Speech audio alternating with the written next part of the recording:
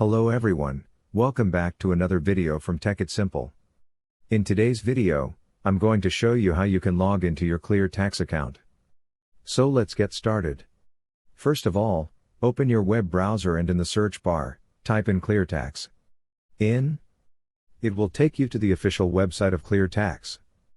And once you are on this page, you can see the Get Started button at the top right corner.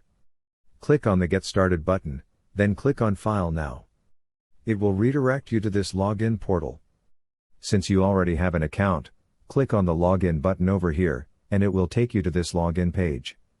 Over here, enter the email address of your account, and over here, enter the password of your account. Once you do that, click on Agree and Continue. You will be logged into your ClearTax account.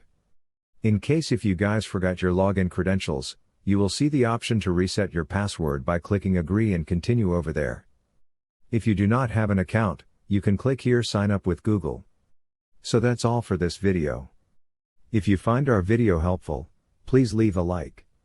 And please do not forget to subscribe to our YouTube channel and also hit the bell icon for the latest videos and drop a comment for reviews and more content like this. I will see you guys again in our next video. Thank you for watching.